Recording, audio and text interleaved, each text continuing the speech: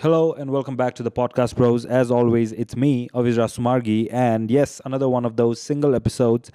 Ashwal has been a little bit busy, so he was not able to make it for today's shoot, but we should be together in a new location, maybe for the next one. So tune in for that one as well. But today, we are gonna be talking about sports roundup, right? Yes, let's do some sports roundup, right? Some of the sports that we'll be discussing today, of course, as always, it's going to be football, right? Then we will be talking a little bit about F1, Formula One, and a little bit of IPL in there as well. Maybe some news that pops into my head as I go along. So, yeah, let's get started. So the Premier League, first and foremost, what an interesting week this was, right? Tons of fun matches. A lot of matches took place during this week. One of the best and one of those matches that gives a little bit of warmth to my heart. Of course, it was Chelsea versus Brentford. I mean, what can I say at this point about Chelsea? Of course, Ashwal, a big fan of Chelsea, right? Not here for the episode. Was this the reason that he was not here? That he was going to get a lot of banter? I guess we'll never know. But Chelsea and Brentford. Chelsea lost a home game, of course. Frank Lampard, at this point, will he ever be able to get another managerial post? I mean, what a disappointing game. What a disappointing season it has been for Chelsea. The new ownership has not taken the best step forward or the best first step regarding their ownership of Chelsea. But let's get into it.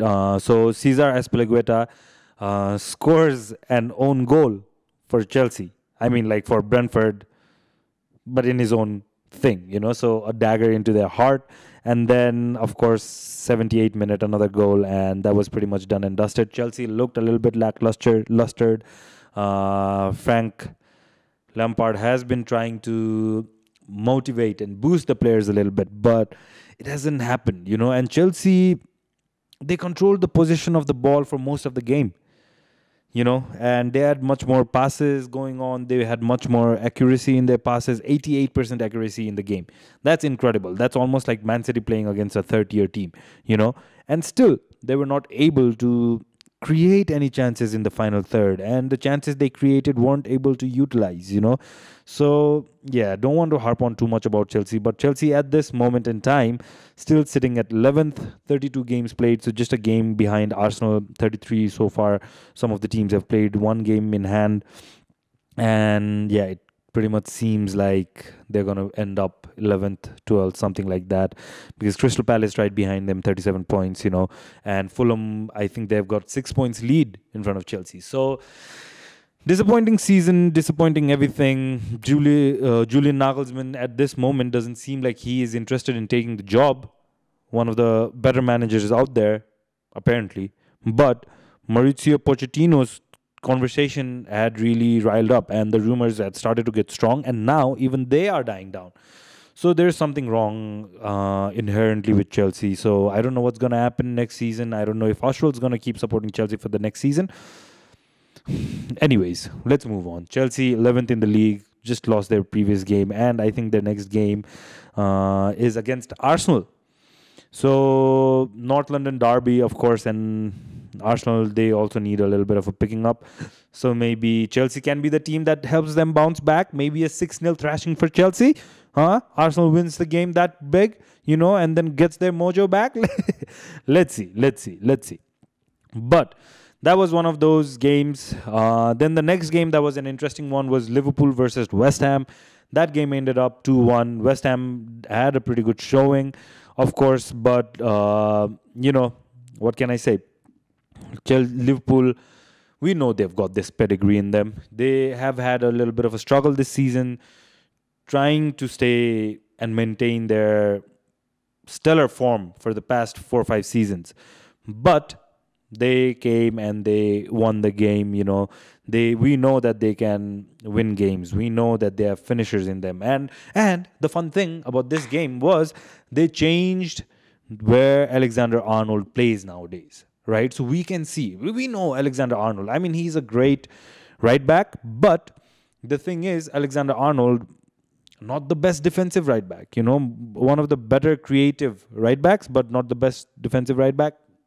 Yet, Jurgen Klopp has come up with a new genius idea of where he almost makes him come in and play the defensive midfield role, but not as a classical defensive midfielder, because he has the freedom. Alexander Arnold has the freedom to deliver passes or like lay out long balls, So that has kind of rejuvenated him, and he has been able to give some fun assists. Not just that, but he's also a critical player in creating like those key passes which can lead to an assist that finally leads to a goal. So Alexander Arnold back on track a little bit. Reece James, Alexander Arnold, who do you think is better? Please lay it down on the comments. Of course, Chelsea not doing very well. Liverpool also 8th on the table right now, 7th right now. So Liverpool a few points in front of Brighton. Brighton also had a pretty much of a shitter of a weekend. But Liverpool, right now 7th on the table, 53 points. They've played 32 games as well, a game in hand. So they should... it's open. Tottenham, Aston Villa, Liverpool, and Brighton pretty much rocking on the same boat. The thing that is in advantage of Brighton is that Brighton has 3 games in hand. So Brighton should be able to, and even Brentford, all of these teams are in the equation, but Brentford, of course, they've already played their whole 33 games. So I don't know what's going to happen with them. But Brighton, of course, they could overtake Liverpool if they were able to win the rest of the games. Either way, Cody Gakpo, of course, the talisman that Jurgen Klopp wanted during the transfer window, he scores, and Joel Matip comes in, scores a one, and Liverpool were pretty stellar. They had 73 possessions during the game, 87% passing rate, and 850 passes. So you can see that Liverpool were pretty stellar in the performance. Of course, they conceded. They have been conceding a lot, but of course, it was a home game for West Ham as well, so maybe that contributed to it. But the defense, of course, has been lacking. The question that's on the blocks, and has been on the blocks for a while now, especially since Virgil van Dijk has come back from his injury. Is Virgil van Dijk one of the better players of all time, defensive players, or not? Right? And because he's had such an off season, so everyone's questioning it a little bit. But yeah, leave it down on the comments. Let us know. What do you think? Virgil van Dijk having just a weak season this time, or will it be that he'll come back, bounce back, and have a stellar season next season? Or is this have we seen the best of Virgil van Dijk? Either way, moving on, let's go on to the third fixture. That was an interesting fixture for the week. That was Man City versus Arsenal. Of course, I am supporting Man City. Of course, I loved the fact that this game was a thrashing. It was a 4-1 thrashing. Arsenal were super lackluster. Bukayo Saka barely involved in the game. What's his name? Jesus. Though he was walking on water in the previous few weeks, somehow trying to bring back Arsenal to life. But, yeah, didn't have his shooting boots on. Arsenal couldn't create. It seemed they were scared to play Man City. And of course, there's this thing, right? Pep Guardiola and then Mikel Arteta worked together so long in Man City. Not just that, Mikel Arteta took wholeheartedly to Pep Guardiola's principles of playing football. But we could see that the student was still the student and the master was still the master. Master was able to dismantle off almost the whole of the team. Arsenal were super lackluster. The second half, like the mid point of second half, 20-25 minutes was almost just passing the ball around, this, that, whatnot. Arsenal had more possessions with them. Arsenal had more interceptions. Passing accuracy was higher, more passes. Yet, when you were watching the match, it felt like it was a very weird game. Neither of the team controlled the ball a lot. They gave away possessions easy. In the midfield, it was just back and forth, almost like they were playing FIFA. One team possesses the ball, goes. A defender intercepts or tackles. The ball's in Arsenal's feet. Arsenal goes in front, goes. Defender tackles or wins the ball, intercepted. Man City goes, But Man City though they were not the most clinical. Haaland could have had 4 goals, 5 goals, during the game. But Kevin De Bruyne, man of the match, 2 goals, 1 assist. Erling Haaland, 1 goal, 1 assist, or 2 assists. I think it's 2 assists. And John Stones with a header. I think that header was a killer as well. If Arsenal would have gone into the half with just 1 goal down, I think Mikel Arteta could have been that was one of the worst half you guys have played. But I think now we can go out in the pitch and show Man City what's up, right? But the killer, 46th minute header inside, that just, I think, kind of killed off the vibe. And then 54 minutes in, just 6 minutes, 10 minutes into the half, De Bruyne with another goal. Pretty much done and dusted. Arsenal did try to come back 86 minutes. I maybe they were hoping for another Southampton, where they could just score another 2 goals in the later stages. But Erling Haaland let his hair down, scored a stellar goal. Should have had multiple goals. Should have broken the record, set a new one. But just a goal behind now. Man City in the hunt. And I feel like Man City will take the game now, because take the table, and win the trophy. They're up for a treble as well, by the way. But some of the fixtures that Man City has now and Arsenal have, it's pretty tough, right? Arsenal, Chelsea, it's a North London derby, so you never know what's going to happen there, right? Man City plays West Ham. West Ham at the moment is 15th in the table. West Ham not in the best of forms either. They just lost their last game, so, let's see what happens there. Next game for Arsenal is Newcastle. Newcastle dying and fighting to stay in the top 4. Stellar form. Newcastle, of course, we're going to talk about them as well. Had a great weekend. And so that's going to be a tough one for Arsenal. Then the next one for Arsenal is Brighton, again in the top 10. You never know what you're going to get from Brighton, besides from a sturdy defense and a good counter-attack. So that's going to be a tough one for Arsenal as well. And then the next one is going to be Nottingham Forest. That's the easiest fixture they have left. But everything else seems to be that Arsenal will need to grind out wins. The last one is going to be Wolves. So Arsenal will need to grind out wins now, and Arsenal needs to bounce back. I think if they can have a handed win or a big win in the North London derby, I think that would be really helpful for them to get the confidence back. Of course, it's a team of youngsters. It's a team of young players that have not been put into this situation. So leading the season, leading the table for the whole of the season, and then having a couple of bad performances, of course, it might have stayed in their mind. Psychologically, they weren't in the best form. Of course, some of the injuries that have been plaguing them. And on the flip side, Man City seems to be in full strength now. No injuries. And latter half of the season, up for a treble. Going to fight in the FA Cup finals against Man United. That's going to be a fun one to watch. And then they're up against Real Madrid. Home game. So that's going to be a fun one to watch as well. And then the next fixture for Man City, of course, is Fulham. So that's an easy fixture. Man City is in good form. So I think Man City should be able to take the lead. One of the other reasons I say that is because they also have 2 games in hand. Yes, they are 2 points behind at the moment, but if they win both the games, then there should be 4 points clear at the top of the table by the time they tie 33 games each. So that's going to be fun. Arsenal, 3 draws in the last 5, 1 loss, 1 win. So, it's going to be interesting. Man City, on the other hand, I think they've got 7 in a row wins in the Premier League. Newcastle as well, they are in a pretty stellar form. So, let's see what happens. But the final... this is not the final one. So, anyway, good game.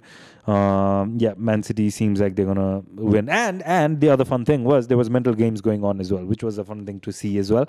Man City bought out the Premier League trophy before the game because they are the defending champs, so they wanted to mentally maybe intimidate Arsenal, one, and then the other one was to rile up the home fans so that they cheer out throughout the game. And the other thing was the home fans seemed confident. They were vocal throughout the game, and it finally feels like Man City has now a good group of home fans as well, because if you remember in the previous seasons, Pep's One of the thing Pep used to always be saying was like, we need support from the home fans. We need like more voices. We need more shouts and like, chants and all that.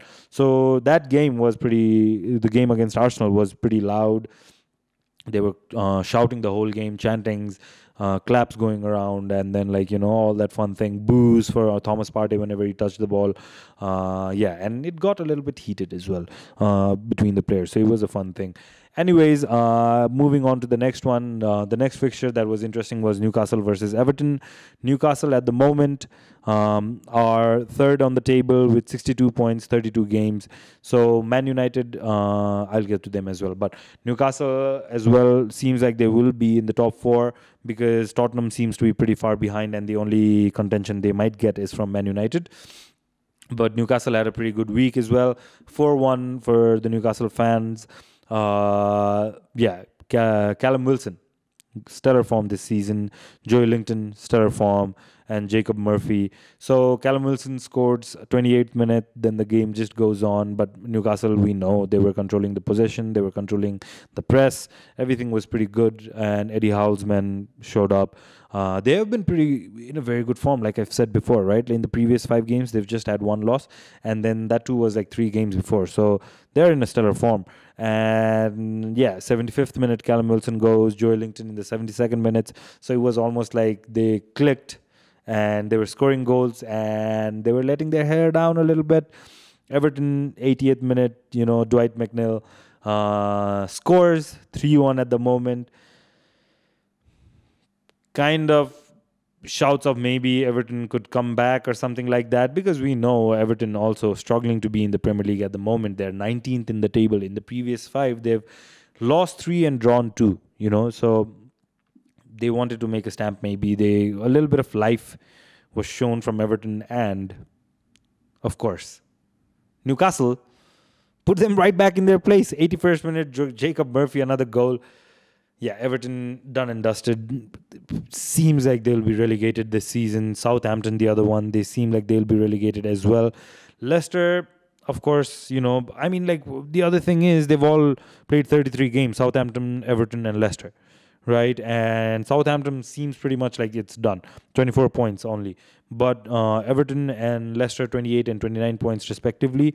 The teams in front of them, 30 points, which is Nottingham Forest and Leeds. So Nottingham is going to lose against Arsenal, it seems like, if Arsenal doesn't bottle it. But yeah, Nottingham Forest still has a tough one to go. They're not in the best form as well. I mean, they did get the latest win, but like in the previous 5, they've got like 4 losses. Leeds, the other one, in the previous 5, they've got like 3 losses, 1 draw and 1 win. So let's see what happens in the relegation table. But Southampton at this moment seems like it's going to be pretty much done and dusted. Let's get to the final fixture that was really interesting for me in the Premier League. That was Man United versus Tottenham. 2-2 draw.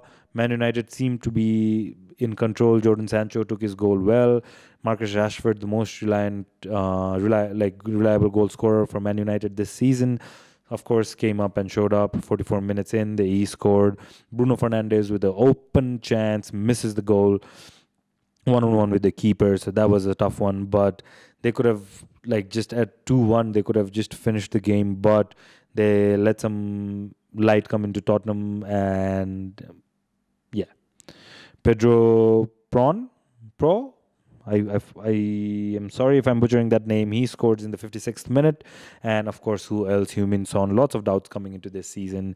Lots of questions raised when he wasn't being able to score for Conte. He was also very vocal when Conte was out, because Son was saying that if I could have performed well, maybe we could have had Conte around a lot longer, because he liked Conte in the dressing room. But 2-2 draw. And yeah, second half, Tottenham showed some life, showed some vigor. And yeah, so the next fixtures for Man United is Aston Villa. Aston Villa is in good form as well. They're a good team. In the previous 5, they've had 1 draw and 4 wins. So Aston Villa is going to be a tough ask for Man United. On the other hand, I think Tottenham, who is Tottenham playing? Let me just have a look. Tottenham is playing Liverpool. So that's going to be another one. This could also be a decider for who gets to go fifth or maybe even fourth. But either Newcastle or Man U has to bottle it, because the next fixture for Man U after Aston Villa is Brighton. So Man U has a few. West Ham, the other one. West Ham, I think it's a little bit of an easy fixture, but you never know with Man U. Highly reliant on Rashford, and then there's Wolves, which can go either way as well. So Man U also has a few tough fixtures coming up. Next one is Bournemouth. Bournemouth 14th in the table. So mid-table teams, a lot of them to face. Man U, Chelsea. I think that one we know who's going to win. But Man U, Fulham. So Man U has a couple of tough fixtures coming up, a couple of easy ones. So let's see how all that goes for Man U. On the flip side, Tottenham. You never know what you're going to get with Tottenham, do you? So yeah, even that one's going to be a little bit tough. Tottenham's next fixture, of course, Liverpool. Then Tottenham plays Crystal Palace, which I think it's going to be a little bit easier. But Crystal Palace also has got their things together a little bit. Tottenham also has Aston Villa to play. And then who else has Tottenham to play? Yeah. Let me see. Tottenham versus Brentford. That's going to be a fun one as well, vying for the top 6, 7, and then the final league game for Tottenham is going to be Leeds. So I think that, you never know how the fixtures might turn out. But yeah, that is pretty much it. So as of now, so that's the weekend roundup for the Premier League. But let me give you a little bit of a glimpse in the table. Arsenal, top of the table with 33 games played, 75 points. Man City, 2 games in hand, 31 points. 31 games played, 73 points. Man City in stellar form. They look to be... It looks like it's pretty much going to be done and dusted. Let me know in the comments, what do you think? Can Arsenal still keep the hopes up, or are Man City going to bottle it, or like what's going to happen? Let me know in the comments. But for me, I feel like Man City is going to just take it and run away with it. Newcastle, the other one, 32 games played, 62 points. Man United, 31 games played, 60 points. So Man U has a game in hand against Newcastle. So that's going to be a fun one. Let's see how that turns out. Tottenham is in 5th, 33 games played, 54 points. Then there's Aston Villa, 54 points as well, 33 games played. Liverpool, 32 games played, 53 points. So Liverpool, if they can take the win in the coming match, they can go all the way to 5th, plus they have a game in hand. Brighton, the other team, that could be a surprise. Brighton has 3 games in hand. So if Brighton could perform, they could outright be the 5th team, right? Or they could even go for the 4th place contention. Not too much hopes, but Fulham 10th in the league, 32 games played, 45, and Brentford, is 9th in the league, 33 games played, 47 points. That's pretty much it. Fulham not in the best of forms. In the last 5, they've had just 2 wins and 3 losses. Brentford, the other team, 3 losses, 1 draw and 1 win. So doesn't seem very hopeful. But even Brighton in the previous 5, 2 losses, 2 wins and a draw. So let's see how the team performs. Give me your top 3, top 4 for the Premier League, and also give me your bottom 3. Who's going to get relegated and who could survive, So that's going to be fun. Let me know everything, and we'll talk to you guys about all this in the comment. Yeah, we are pretty active in the comments. So that's going to be a fun one. Now, moving on to the next one. And this one is the La Liga fixtures for the weekend. La Liga has been pretty fun as well. Of course, I'm going to say that I'm a Barcelona fan and my team is in the lead. But let me go through some fixtures, and this week, games, not the best ones, a little bit disappointing of a week, especially for a Barcelona fan. But there are some glimmer of, satisfaction in the week. Because, so, the first game of the week, which was on Tuesday, April 25th, Girona versus Real Madrid. Girona's home game. What a game. I mean, didn't expect this from Girona and didn't expect this from Real Madrid. Supposed to be a fairly easy game, It shouldn't have been this tough. But somehow Real Madrid bottles it. And by the way, Girona is 10th in the league. Girona's form is it's questionable. They've had, maybe not most questionable, but it's questionable in the sense that they haven't had the wins against the craziest team, but they've got 3 wins, 1 draw, and a loss in the last 5 games, So Real Madrid, I think they should have taken it. But Real Madrid also themselves, not in the best of forms. They have had now 2 losses and 3 wins in the last 5. So, yeah. But, yeah, it was satisfying, and I have this theory. I'll come to the theory pretty soon. But Real Madrid went down 2-0 within the first 25 minutes, and yeah, okay. So, it was one of those days when it's a player's day, when whatever that player does, it's going in, or like it just turns out to be gold, So, yeah, Castellanos was in stellar form. 4 goals for the game, all 4 goals from him, and then within the first 25 minutes, Girona are like 2 goals up. Real Madrid look a little lackluster, but finally they start clicking a little bit, and then Vinny comes with a 34th minute goal. You feel like, okay, and Real Madrid, generally if they can smell revenge in the air, generally if they can smell some sort of comeback in the air, they grasp it, But, yeah, weren't able to capitalize. Second half, first minute in, Castellanos, another goal. And I think 2 of his goals were like very, very amazing. It was like very beautiful. But yeah, another goal, right? And then lackluster performance again. Girona gets a counter, 62nd minutes in. Castellanos again, nets it home. And 85th minute consolation goal for Lucas Vazquez, who came in as a sub. So that was a good, moment at the start of the week on Tuesday when I was watching the match, and I was like, okay, that's good, fine. Real Madrid lost, Barca in the lead. Barca now leads to take the lead more up, and then the game is going to be not that tough. Barca was also playing against Rayo Vallecano. So that was, but I'll get there soon. Anyways, Tuesday, 25th of April, 4-2 for Girona versus Real Madrid. Real Madrid going in, I think, to the Champions League fixture in a couple of weeks' time. So this, of course, won't suit well with them. But at this moment, it seems like they are far enough ahead of Atletico Madrid that they do not need to be super worried, in the sense that they're 2 points in front. But, Atletico Madrid, it's been up and down for Atletico Madrid this season as well. In the last 5 games, they've just had 1 loss, that 2 to Barcelona. But consistency has been a little bit of a question mark for Atletico Madrid. But I feel like Real Madrid should be able to get this thing done. Of course, they also have the Copa del Rey finals, but they should stay in second. And if not, I'd be super happy. But the next game that I wanted to talk about was Atletico versus Mallorca. There was a handed win for Atletico.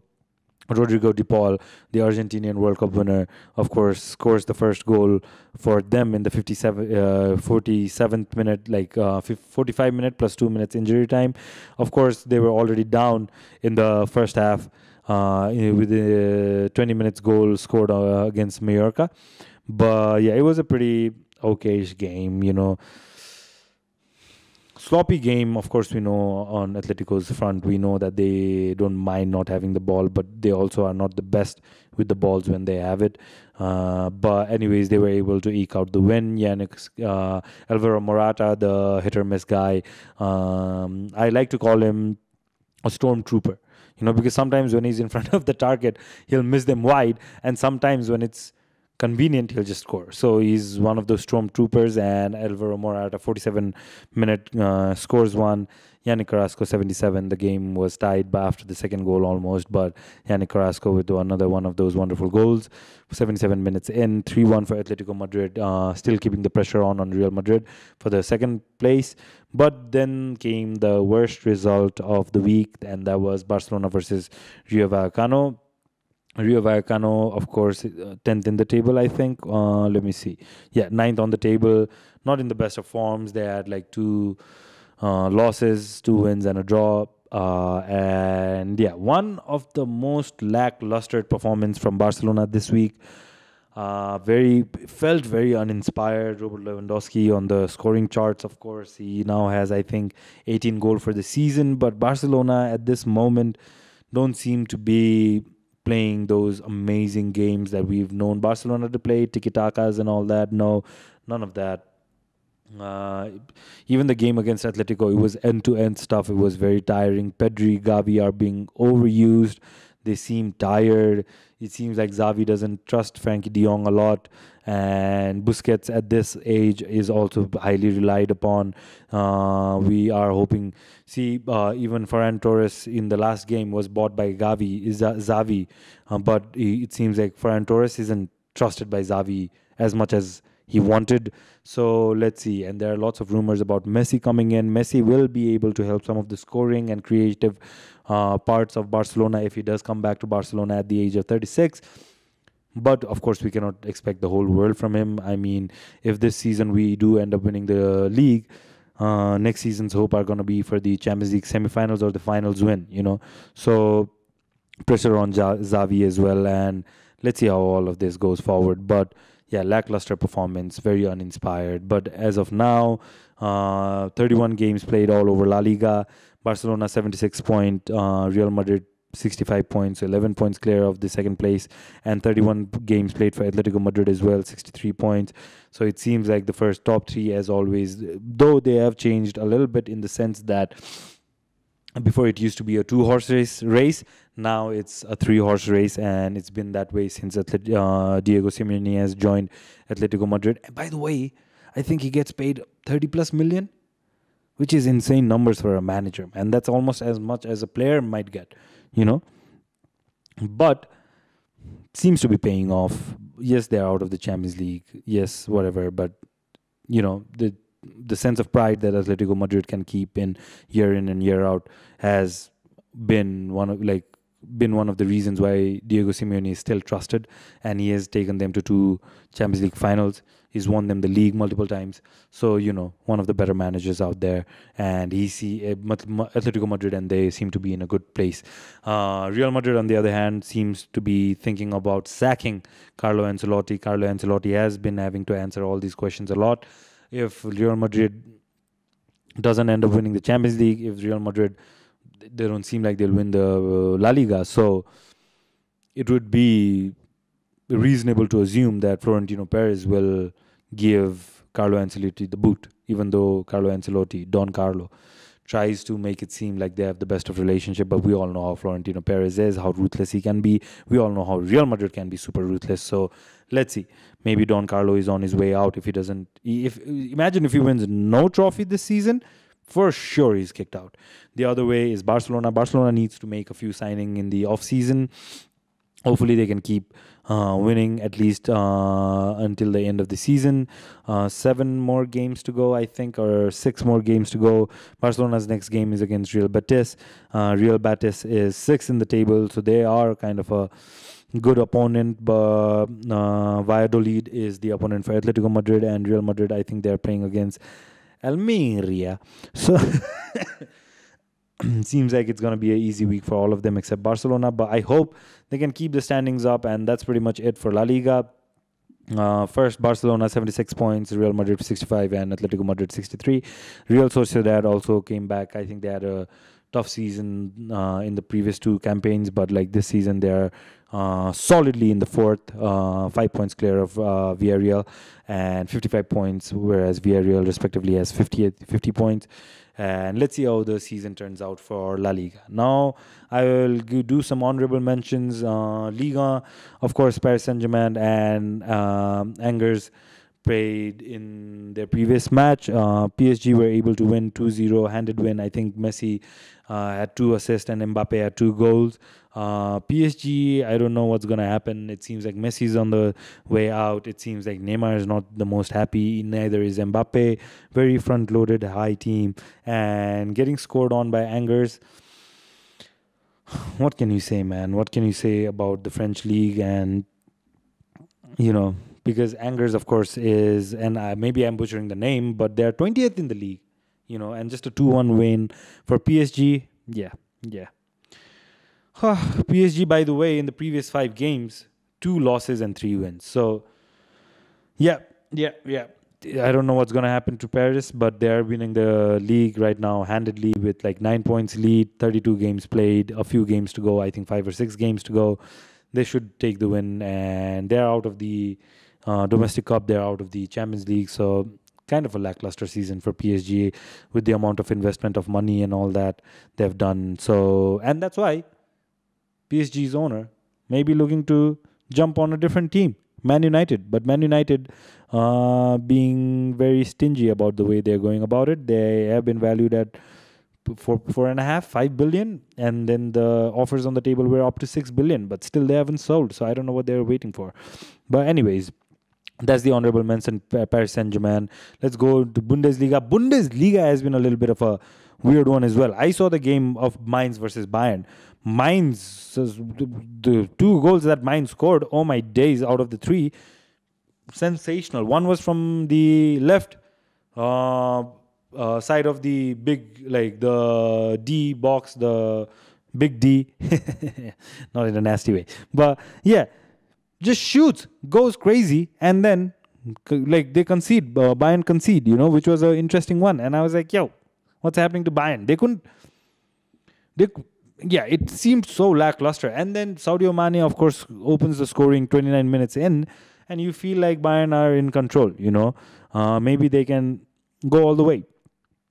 But somehow they just falter, and most of the goals come in within 10 minutes, like 10-15 minutes. Like, so 65th minute, they concede, then 73rd and 79th. I am very bad with these names because I'm not a massive Bundesliga follower, but I do, of course, see Bayern Dortmund's results, and like, so if I get a chance, I see their matches. And yeah, so get this, Mainz had more shot on target and shots than Bayern. So Mainz had 12 shots attempt and 4 on target, whereas Bayern were 11 and 2. Bayern controlled most of the possession, but for what? If they're not creative in the final third. I don't know. Bayern, and by the way, the fun part about this is one of the reasons Julius Nagelsmann was fired from the Bayern's job was because it seemed like Bayern was not performing. Nagelsmann had just 3 losses racked up for the season, in the league. And Thomas Tuchel, as soon as he has come, he's already had, in the 6 games, 3 losses. So, yeah, that's, I don't know. But right now, Dortmund sits at the top of the table with 60 points after 29 games played. Bayern, 29 games played, 59 points. I think they've got 9 more games to go. No. I think they've got 7 more games to go. But seems like Bayern could slip this season, and Dortmund could take the win. By the way, Dortmund had a pretty dominant performance last week with a 4-0 win against Eintracht Frankfurt. Eintracht Frankfurt. That's the best I can do. I'm sorry if I butchered the name again. But Frankfurt were 9th in the league. Frankfurt not in the best of forms. In the previous 5 games, they've got like 3 losses and 2 draws. So, Dortmund coming into the game with 3 wins in the last 5, a loss and a draw. They were able to soundly handle the game. Jude Bellingham with a goal, and then Matt Hummels, of course, came back into the scoring fixture, 41 minutes in. And then Daniel Malin, 24th minute and 66th minute. So 4 goals in total for Dortmund. Dortmund looks a little bit more stable than Bayern at this moment in the league. So let's see what happens. But yeah, that's pretty much it for the Bundesliga. Serea A. Serea A, yeah. So Napoli still in the top of the table, and doesn't seem like anyone will be able to knock them off. 78 points out of 31 games, so they've had a stellar season. Of course, yes, they were out of the Champions League against an Italian team, but yeah, that's neither here or there regarding Serie A. Lazio, 61 points. Juventus, 59 points after 31 games. By the way, everyone's just played 39 games, so I'm just going to go with the points. Milan, 56 points. Roma, 56 points. Inter, 54 points. And Atlanta, 52 points. So, it seems like from 2nd to 7th, it's still open. People could shift up and down left and right, anywhere. And yeah, I saw the press conference of Jose Mourinho because Roma were fourth in the table before the last game, which they lost, of course. But Juventus were, I think, 10th, 11th, somewhere there, 15 points. They had like 15 points less. And then the reporter asked Jose Mourinho that fourth on the table, could go for third or even second. So what are the thoughts? And then Mourinho comes with those snarky Mourinho comeback. Are you sure Roma are third in the table? Are you sure it's not Juventus? And of course, next day, 15 points restored for Juventus, and Juventus back to winning ways in the sense that like they got 15 points and they are now third on the table. Of course, Juventus, Lazio, Roma, all of them haven't had the best of the week last week. All of them lost. Milan took the win and Inter took the win. Atlanta as well were on the winning ways. But yeah, it's all up in the air. Napoli seems at this moment certain that they will win, and I think they've got 7 games to go. So I think that's pretty much done and dusted for them. Let's go to the final thing about football for the weekend, and that's the Champions League. Champions League's coming back on the 10th of May, which is forever and ages, which just sucks.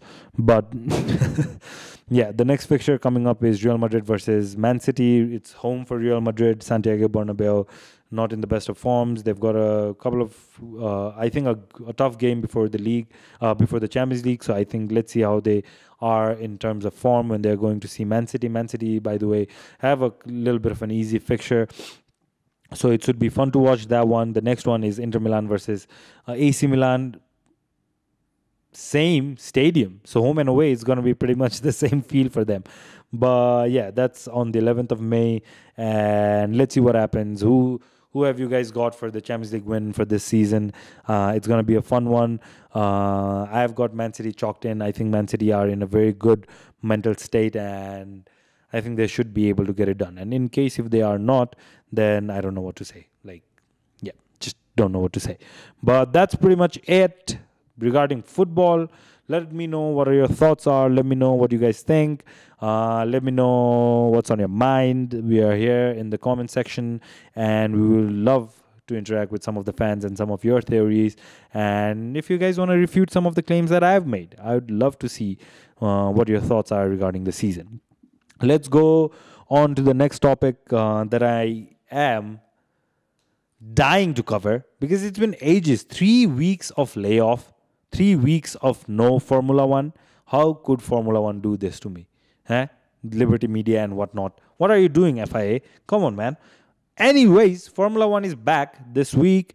A little bit of a different week in terms of the way the weekend is set up, but this so the Azerbaijan Grand Prix, the Grand Prix that takes place in Baku, is here.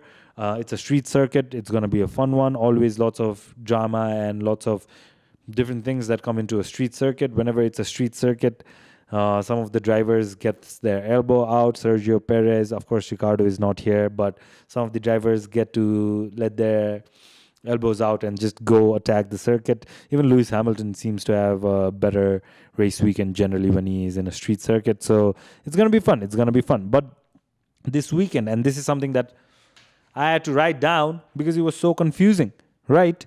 So this weekend's race format is a little bit weird, right? So, and they're trying something new. Of course, this is to get more eyes on the screen, get more fans attracted to the Formula One weekend.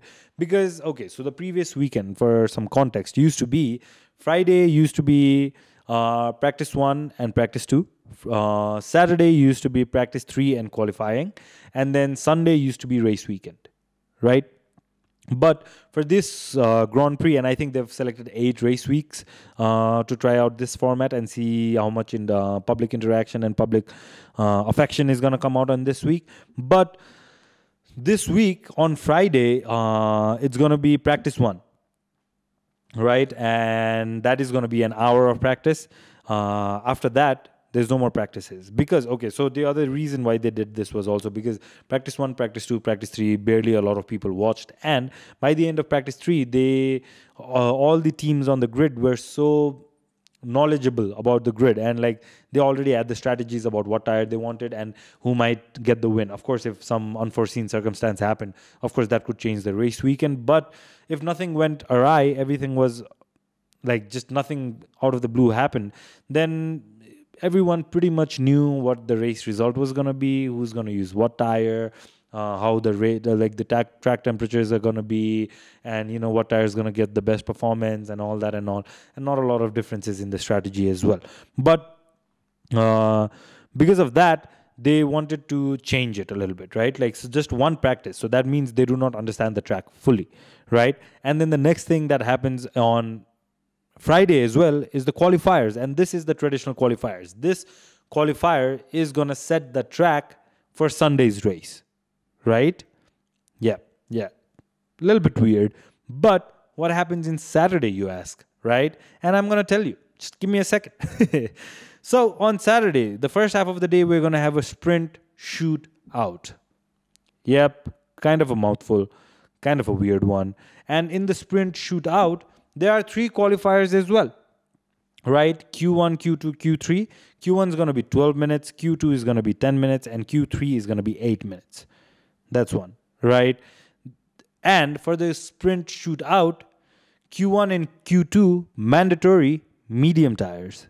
Q3, soft tires. Don't ask me, right? What's the reason behind this? What if the track temperature is like super cold? How does that help? Or like, what if the track temperature is super high? How does that help the soft tires? You know what I mean? Oh my God. Anyways, and then the next thing in the second half of Saturday is going to be sprint race.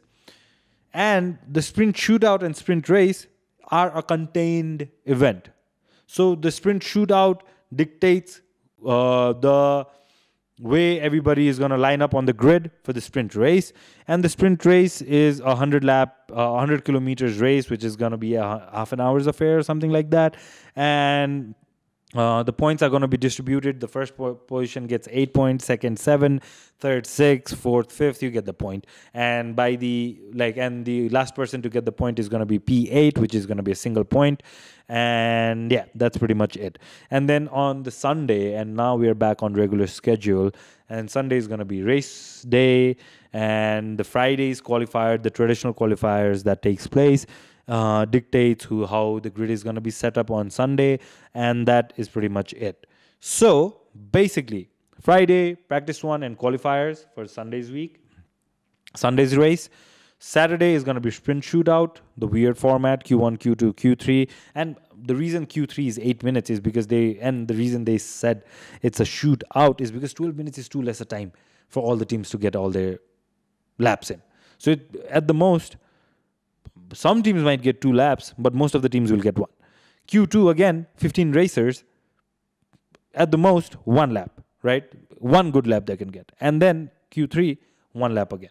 So that's why it's a shootout. And then on Saturday, the next thing is sprint race with the points and all that and all. And then Sunday is the race day. And in total, a driver, if he is able to optimize the weekend to the best, like Max Verstappen might, he could get all the way up to 34 points during the race weekend, right? So are there some pushback, some like concerns from the team? Yes, Red Bull has been very vocal. Max Verstappen, super vocal. One of the reasons they are being vocal is because at the moment they seem to be comfortably in the lead. Their car seems to be performing well. Yes, there are some reliability issues, but Red Bull seems to be comfortable enough that they feel like they can win this season easy, drivers and constructor, right? But now you introduce sprint shootout into it. Now you introduce sprint race into it. Now you introduce qualifiers and all these different things that can go wrong, right? Like, so there could be chaos when you start at the start of the sprint race. Sprint race is taking place in the evening, right? And then they do not even have a whole 24 hours to get their car fixed by the race time if something crazy happens, right? So Red Bull have been super vocal. The weekend format is a little bit weird as well for everyone to understand, but yeah, it's going to be interesting to see. I think this week is going to be the first one. We have the practice thing coming up pretty soon. I think in the next 2.5 hours, which I can see on my laptop. So by the time you guys get this video, we might already be in race weekend, or the race weekend could have already finished. But give me some of the predictions that you guys have, and let's see how that turns out. But yeah, I think it's good. They're trying to go for more content. They're trying to keep the teams uncertain by giving them less practice time, so that they can, the element of chaos is much more likely and alive. And how safe is it for the drivers that are going at like 200 miles an hour? You know, I don't know what the thought process is behind this. I don't. A lot of people have pushbacks. A lot of people are a little bit worried about the whole format, but we'll see. We'll see. We'll see. Let's see. This is the first time they're going to try it this weekend, and they've tried this out in F2, Formula 2. So the drivers, some of them that have tried this before, they seem not that concerned, a little bit nonchalant. For example, Zhou Guan Yu was like, yeah, I've done this before, so it's going to be pretty much of an easy thing. It's not that crazy.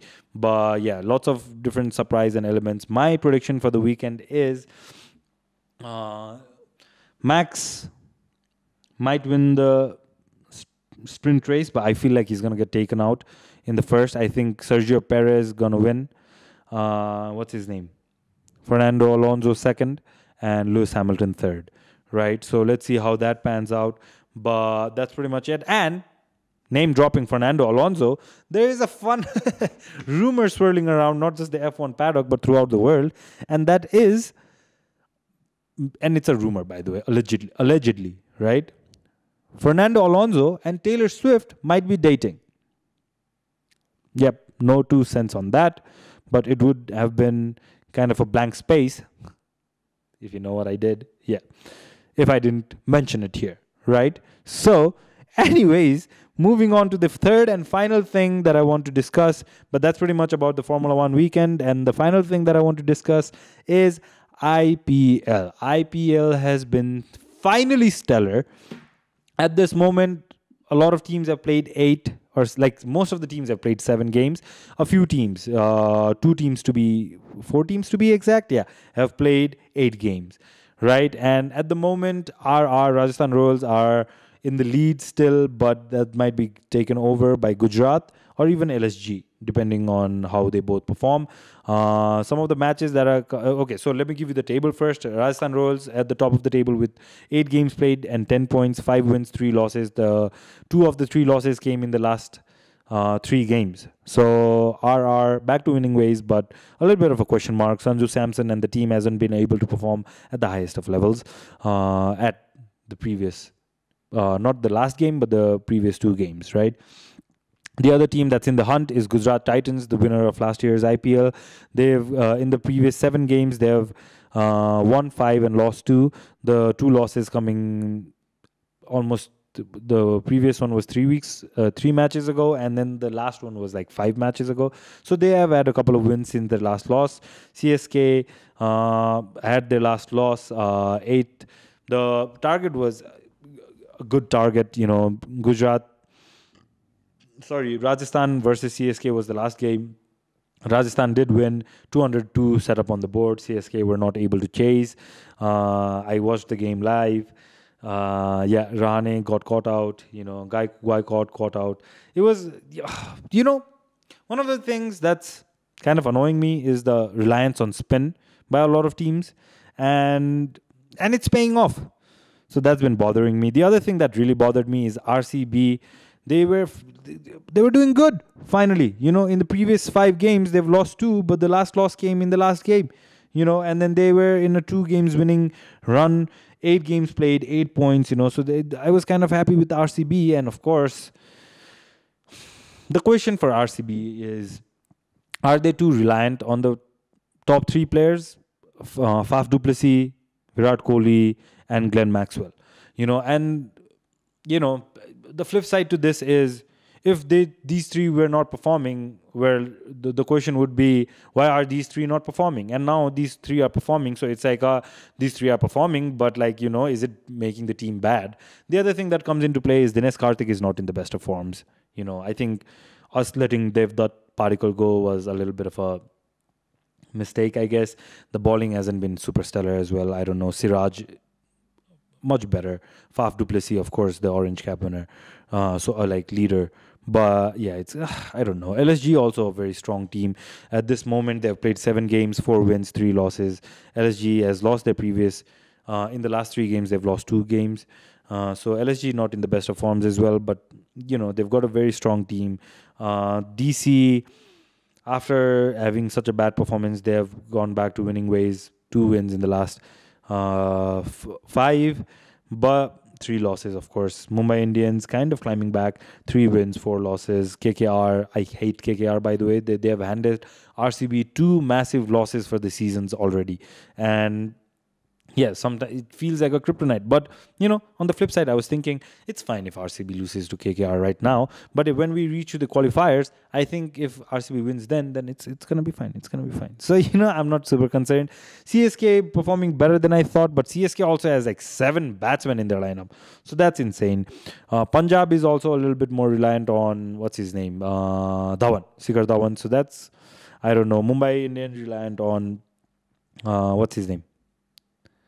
Rohit, right? So it's I don't know, but IPL a little bit more interesting to watch, because if we go and look at some of the games that has happened, right? So let's go. So RR versus CSK, 202 target, right? KKR versus RCB, 200 runs target. Gujarat versus Mumbai, 207 run target. And DC and SRH, yes, the target was very low, but DC won by 7 runs, of course. But it was a good bowling performance.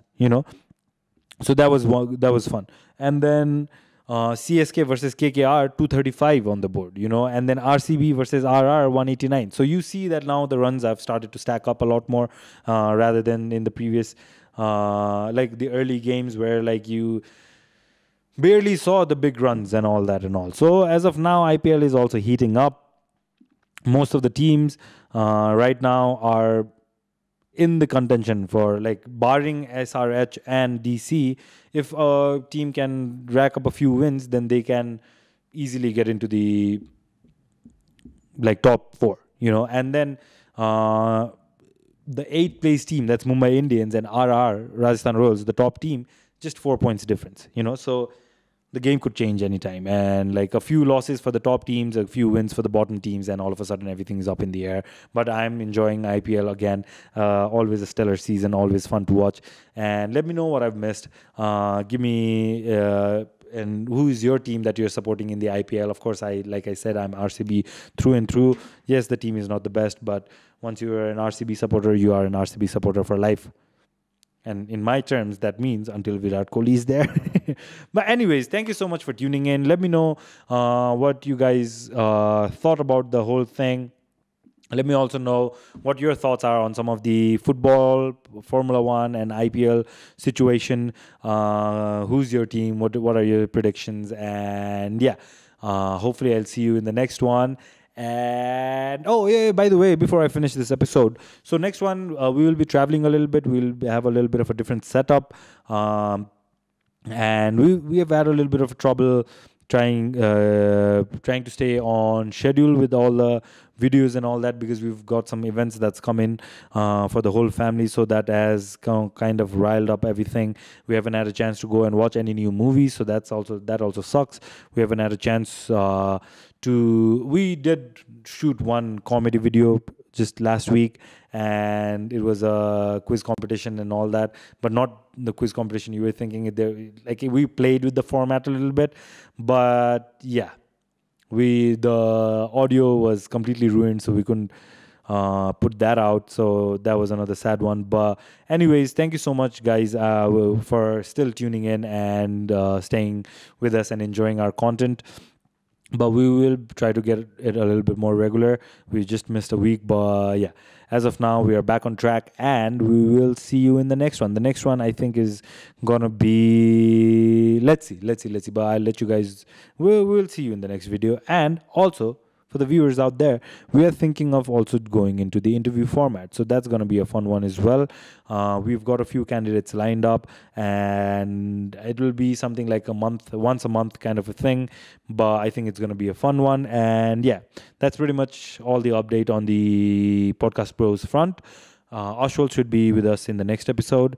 And that's pretty much it. Looking forward to hearing from you guys in the comment section. Thank you so much for all the love and support, and see you guys in the next one. Peace.